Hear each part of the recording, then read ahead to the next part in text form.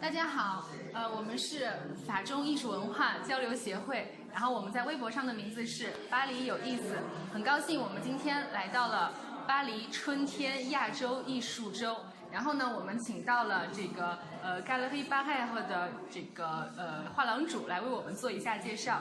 Galerie Barrère 的画廊主 ，Bonjour Monsieur。Bonjour Madame. Alors, est-ce que vous pouvez nous présenter déjà votre galerie, l'histoire de votre galerie? Avec grand plaisir. La galerie s'appelle Jacques Barrère, qui est le nom de mon père, qui l'a fondée il y a 40 ans. Et il a commencé comme petit marchand au marché aux puces. Et petit à petit, il a élevé le niveau de ses objets et il a fini par s'installer à Saint-Germain-des-Prés. Et il y a une vingtaine d'années, j'ai commencé à travailler avec lui. Et depuis 10 ans, je dirige la galerie parce qu'il s'occupe, comme un lettré chinois, il s'occupe de son studio, de ses collections personnelles et il me laisse gérer les affaires courantes.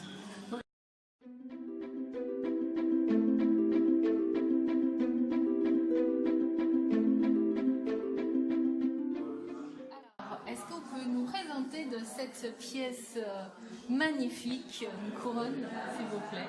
Avec grand plaisir. Il s'agit d'une couronne en or et c'est vraiment un objet à la charnière de l'Orient et de l'Occident. Elle provient d'Afghanistan et à cette époque en Afghanistan, le pays était gouverné par des princes grecs qui étaient des héritiers d'Alexandre le Grand. Et quand ils faisaient des fêtes ou des banquets ou des cérémonies importantes, ils portaient ce genre de couronne.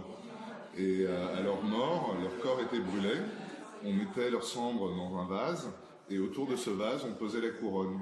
C'est pour ça qu'on en a retrouvé quelques-unes, c'est parce qu'elles étaient enterrées avec leur propriétaire. D'accord. Parce que sinon, en général, les objets en or aussi anciens, à un moment ou à un autre, on a besoin d'argent et on les fond. Partout dans le monde. Hein. C'est partout pareil. Et c'est de l'or martelé, donc c'est des feuilles d'or qui sont travaillées avec un petit marteau. Et ça représente différents végétaux avec des petites fleurs. Et... c'est des fleurs de quoi? Alors, ce sont des fleurs de laurier.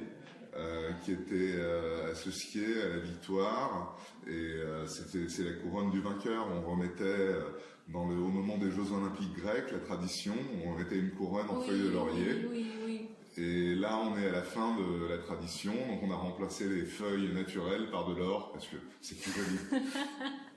Et on est plus riche peut-être aussi. Et j'ai une question, en fait, les œuvres d'art que vous vendez ou vous exposez dans la galerie, vous les trouvez où? C'est un secret? C'est pas du tout un secret.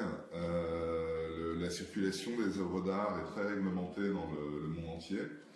Mais il y a énormément d'objets d'art asiatiques qui sont sortis avant-guerre et jusqu'aux années 50-60, ce n'était pas réglementé.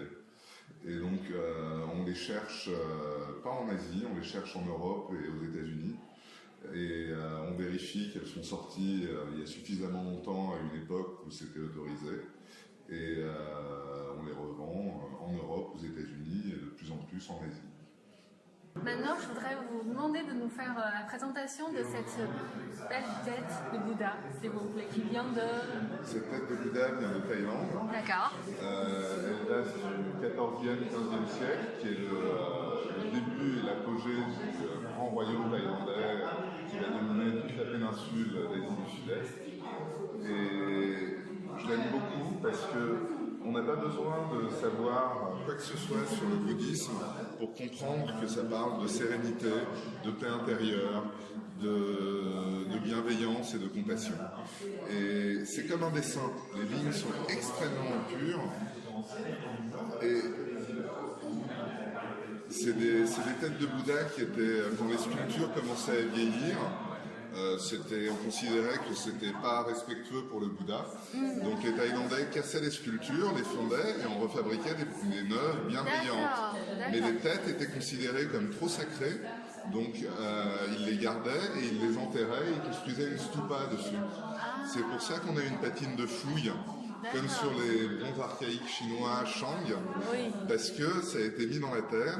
Et ce ne sont pas les vilains occidentaux qui ont cassé les têtes pour les emporter, c'est les Thaïlandais qui ont cassé les sculptures pour en faire des nouvelles. D'accord, il faut bien expliquer. Et quand les stupas se sont effondrés, ben on trouvait 10, 20, 30 têtes. D'accord. Les gens les ramassaient et les vendaient. D'accord. Mais c'était pas. Non, c'était pas. On n'est pas les méchants dans cette histoire. Ok. Merci beaucoup. Avec plaisir.